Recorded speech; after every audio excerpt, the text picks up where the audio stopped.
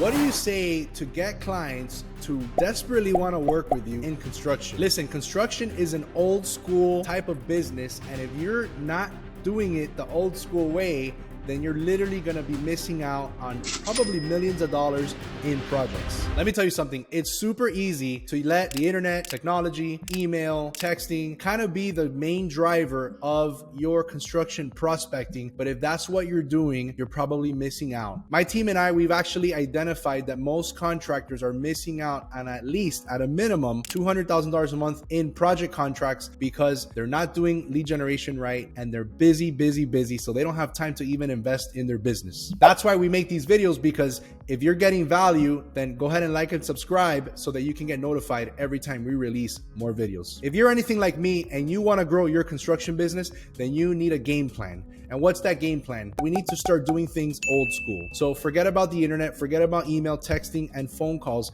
We're gonna literally get in our cars, we're gonna drive to people's offices, and we're gonna start shaking hands again. Back in the day, before there was even the internet, people had no other choice but to go door-to-door prospecting and visiting clients. And what happens is we've become very distant and screen-oriented as a society. When somebody actually visits you, you're gonna get two responses. One, what a weirdo coming to my office. Or two, you're also potentially gonna have someone that says, oh wow, look at this guy. He took his time to come drive to my office. Let me give him the common courtesy of at least 5 minutes. So how do we do this? Step one is you're gonna go on one of the lead platforms and you're gonna identify who the bidders are. If you're a general contractor, you're gonna wanna use platforms like Dodge, the Blue Book, and also the Google Maps 100 method, which I talk about in another video. And you're gonna wanna start prospecting. And what you're gonna do is you're gonna find out who the architects and who the construction management firms are and the developers. Now, if you're a subcontractor, your primary target client are gonna be general contractors. Now, if you're a subcontractor, you're gonna look up on Google, general contractors in my city, and you're gonna go visit them. Go through the available projects and you are going to find out who's bidding what, because it makes your job a lot easier when you have a project that you know they're working on. So for example, if you know the architect or the general contractor is working on a Walmart addition, what you're gonna do is you're just gonna pass by their office and you're gonna lead with, hey, my name is Daniel with I Am Builders. We're a construction company in the area and I know you guys are working on the Walmart project. I wanted to see who's in charge here because I wanted to meet you guys, take 5 minutes and just drop off my business card. 9 times out of 10, the person that is in charge of the project is gonna step out of their office, give you the common courtesy of shaking your hand, looking you eye to eye, and having 5 minutes of small talk.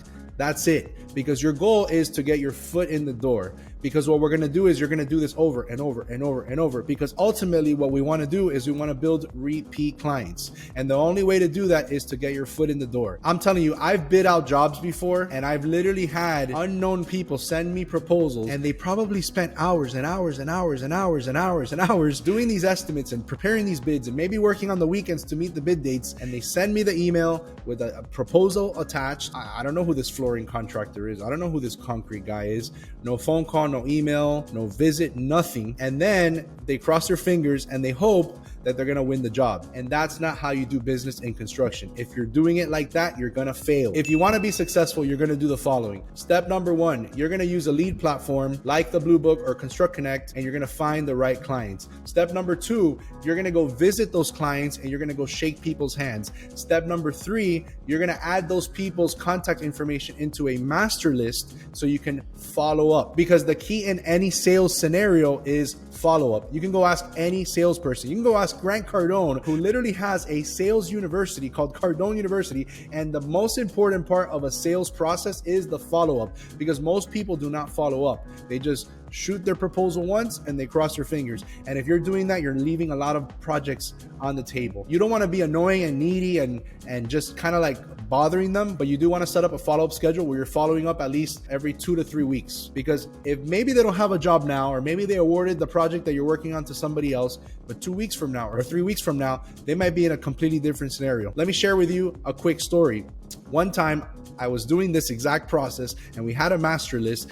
I was working for another company before I Am Builders, and we had our master list, and I started just calling one by one. People that we've bid before, people that we've gotten their contact info, people that we've met at events, and we would just add them to the master list, add them to the master list, add them to the master list. And I ran into this company called Bias Grace Construction, where I actually called them and I said, hey, do you guys have any projects? And at the moment, the secretary said, no, not right now, but I'll pass on your information to the project management team.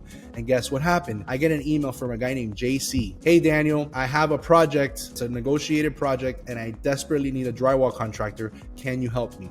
And I said, absolutely. I went back, I estimated the job, I submitted the proposal the very next day. And guess what? The third day I had a meeting, the fourth day I had a $500,000 contract. $500,000 contract because I did this process. So I'm telling you, if you want to make $1 million and you want to make it fast, this is the way to do it. Hey, if you're getting value out of this video, go ahead and subscribe so you can get notified every time we release a video. Now, how are you growing your construction business? What are the steps? What are the strategies that you're taking? Are you going door to door? Are you visiting people? If you want to know exactly how to grow your construction business, this is only one secret, one process that we actually cover in our training program.